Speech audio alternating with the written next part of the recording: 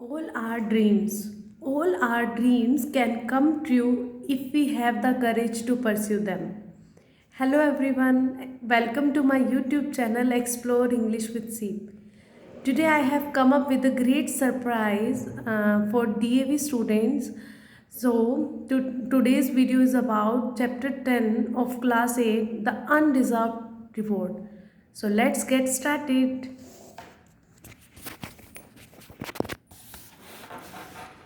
The Undeserved Reward by Premchand.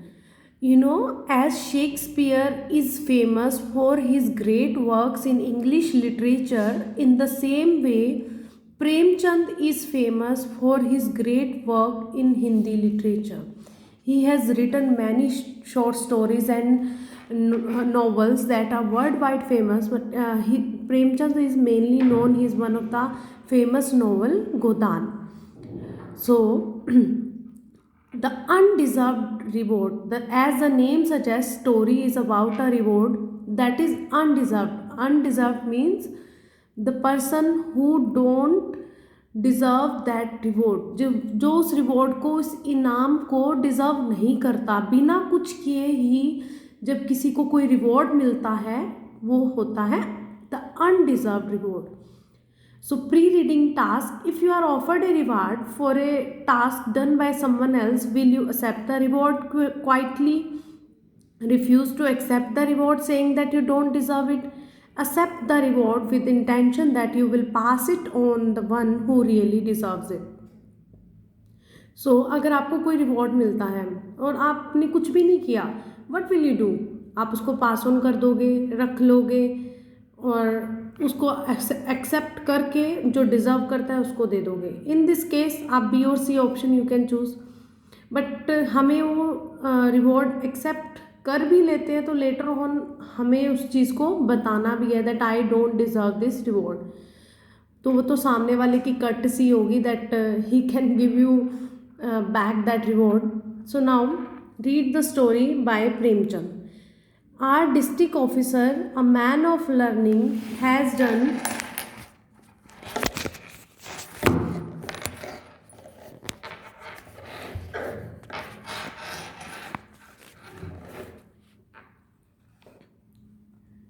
considerable research in history and in old coins.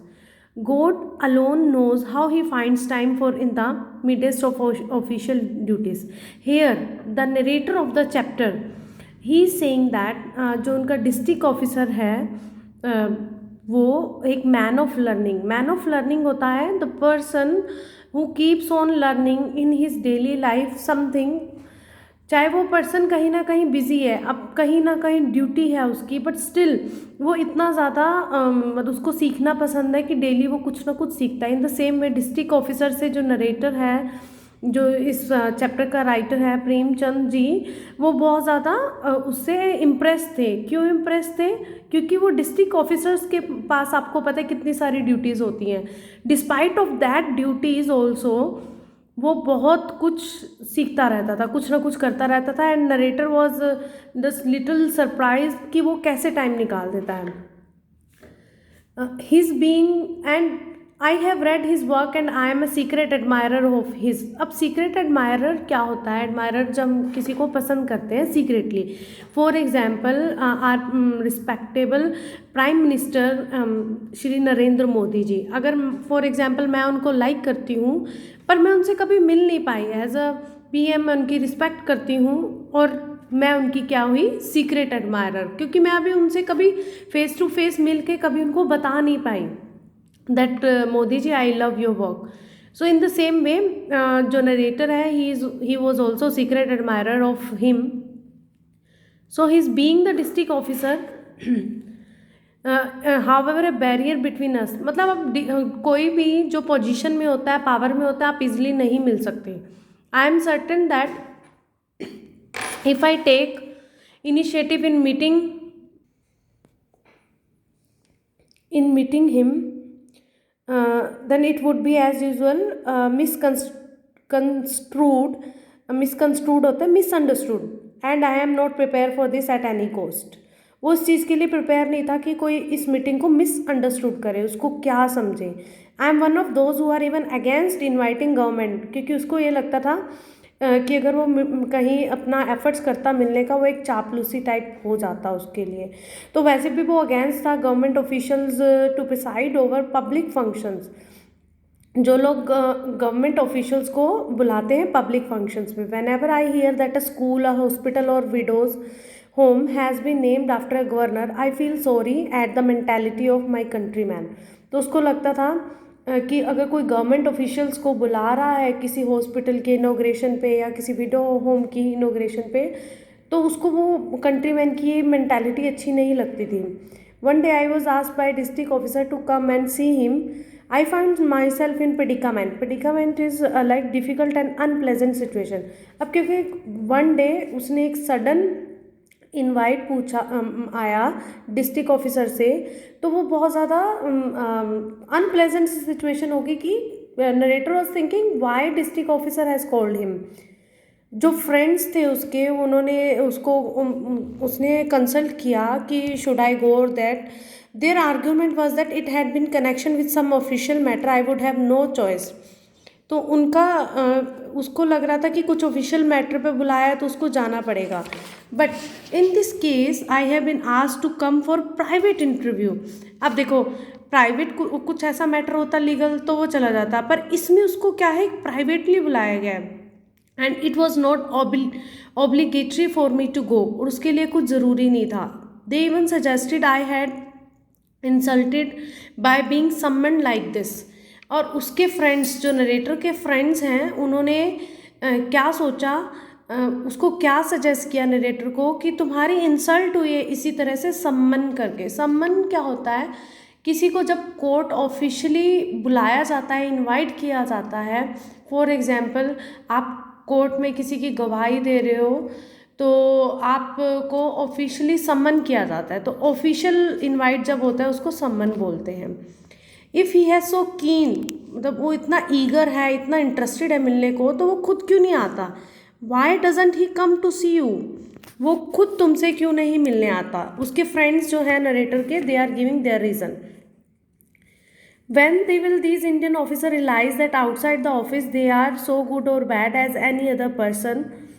Another friend who kept a treasure chest of jokes with about government officers related to the story of an officer who went to in-laws to fetch his wife.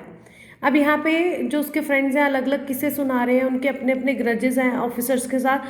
तो इसमें एक किस्सा उसने सुनाया कि एक दिन officer अपनी वाइफ को लेने गया। When the father in-law insisted that girl should be allowed to stay on with them for another month, the officer came back and raged and issued summon for the arrest of father-in-law. The next day, old man came with the daughter and begged forgiveness. In his opinion, these district officers were a snooty lot and he advised me to keep away from them. अब उसने क्या किस्सा सुनाया कि एक दिन किसी officer कोई ऑफिसर अपनी वाइफ को लेने गया और वहाँ जाके क्या हुआ कि उसके फादर इन लॉ ने बोला ऑफिसर के कि एक दिन और उसको रहने दो। अब उसने उसके अगेंस्ट सम्मन निकाला, उसको अरेस्ट करवाया और अपने ही फादर इन लॉ को अरेस्ट करा दिया इतनी छोटी सी बात पे। सुनो तो ये ऑफिसर का आप नेचर का गेस कर सकते हो कि कैसा है। एंड दीज, और उसके विचार में जो स्नूटी होते हैं officers, a person who consider himself too superior. अब उनको लगता है, ये सिर्फ उनके जो फ्रेंड्स हैं नरेटर के, उनके व्यूज़ हैं। स्नूटी होता है जो अपने आप को सुपीरियर कंसीडर करता है। And keep away from them. His opinion was that since I was not interested in being appointed as a naib tehsildar. तहसीलदार कौन होते हैं,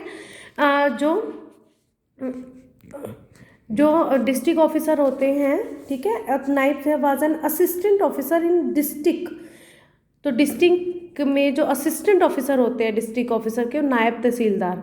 अब वो इंटरेस्टेड नहीं था नायब तहसीलदार। और रिकमेंडेशन फॉर माई सन, क्या उसके मतलब ये अब सब अपनी कैलकुलेशंस लगा रहे हैं कि किस लिए बुलाया है, कोई मेरे सन के लिए रिकमेंडेशन है, या I could accept the gain from his acquaintance, कोई जान पहचान वाली की कोई बात है। If I wrote a story और एन आर्टिकल, क्या मैंने कोई ऐसा आर्टिकल लिख दिया, वॉज कंसिडर सीडीटीएस। से डीटीएस होता है कि जो that would provoke people against government, जो गवर्नमेंट के अगेंस्ट जो आर्टिकल उसको प्रोवोक करता है, ठीक है। I would anyhow be arrested and no mercy would be shown to me merely, merely means only, mercy means दया, ठीक है। कि मैं अगर अरेस्ट हो जाता हूँ मेरे ऊपर कोई because I knew the district officer, and no mercy would be shown to me merely, और मेरे ऊपर कोई मर्सी नहीं होगी क्योंकि मैं डिस्ट्रिक्ट ऑफिसर को जानता हूँ। तो उसके अपने अपने कैलकुलेशंस थे, रीजंस थे। However, I did not follow the wise counsels of my friend to turn down a request merely because it was from district officer appeared me against all canons of good manners. Undoubtedly, if he had to come to see me, it would not have led any loss of prestige for him. वो कहता मैंने उनसे, कुछ लोग होते हैं जो अपने फ्रेंड्स की एडवाइस लेते हैं, इधर उधर एडवाइस लेते हैं, करते अपनी मन की हैं, ठीक है। इन द सेम वे नरेटर ने अपने फ्रेंड्स की एडवाइस तो ली, बट यहाँ पे वो अपने मन की करेगा, ठीक है। तो वो चाहता है कि वो अब अपनी इस पूरे पैराग्राफ में अपनी कैलकुलेशंस लगाएगा कि क्या क्या रीज़न। कहता अगर वो मेरे पास आते भी तो अनडाउटली उसकी कोई शानो शौकत में फ़र्क नहीं पड़ता, ठीक है। It is not like England and America where even a prime minister would consider it an honour to visit a writer. कहते ये कोई अमेरिका या इंग्लैंड नहीं है। अब अमेरिका इंग्लैंड में क्या होता है कि वहाँ राइटर्स को बहुत ज़्यादा रिस्पेक्ट दी जाती है, इवन प्राइम मिनिस्टर खुद मिलने जाते हैं, अनलाइक इंडिया। इंडिया में ऐसा नहीं होता। This is India where poets throng to every rich man, where writers go uninvited to coronations in the hope of getting a reward. He is district officer, I said to myself, and you are an ordinary writer. When you are so proud of yourself, why shouldn't he be? He who is virtual king of district, whether you call it weakness, foolishness or pride, it is understandable in a man of his position. यहाँ वो बात कर रहा है कि वो एक district officer है, ठीक है, और अगर वो आएगा, वो एक पोजीशन में है, तो अगर वो मेरे से मिलने आता तो एक फुलिशनेस होती। एंड बिसाइड्स, और उसके अलावा एक रीज़न हो रहा है, if he had come to your house wouldn't it have created a first class problem. First class problem मतलब डिस्ट्रिक्ट ऑफिसर है फर्स्ट क्लास से हाई फाई, और जो नरेटर है वो मिडिल क्लास है।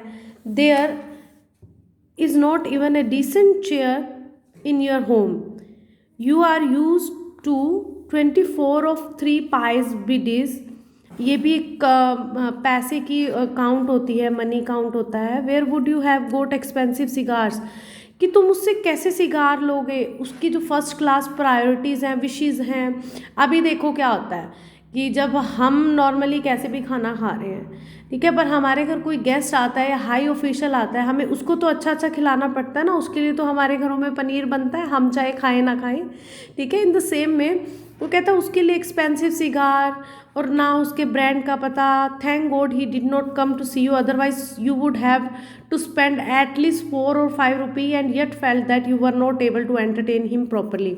अब उस टाइम के ब्रिटिशर्स के टाइम की बात है, जब इंडिया को इंडिपेंडेंस नहीं मिली थी, कि उस टाइम 4 और 5 रुपीज़ आजकल के 500 के रुपीज़ के बराबर है। तो वो खर्च होने के बाद भी तुम उसको अच्छे से एंटरटेन नहीं कर पाते, होस्ट नहीं कर पाते, खुश नहीं कर पाते। And if through your bad luck his wife also came, would your wife be able to entertain. अगर मान लो उसकी वाइफ भी आ जाती है, क्या तुम्हारी नरेटर की वाइफ एंटरटेन कर पाती? नहीं।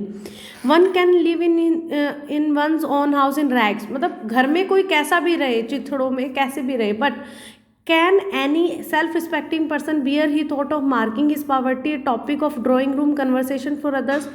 You would not have been able to utter a word before his wife and would have prayed for the earth to open up and take you in. तो वो कहता है कि अगर ऐसा कुछ होता, मैं थैंक गॉड वो यहाँ नहीं आ रहा, अदरवाइज़ मैं उसको हैंडल नहीं कर पाता, उसको अच्छे से एंटरटेन नहीं। अगर आप किसी को इनवाइट करते हो अपने घर पे, तो आपको उसको अच्छा होस्ट बन के अच्छे से उसकी खुश करके भेजना होता है। तो वो कहता है मैं ये सब नहीं कर पाता, थैंक गॉड वो नहीं आया। So thank you students, this is the part 1. Next chapter we will cover in next video. Thank you, have a blissful day.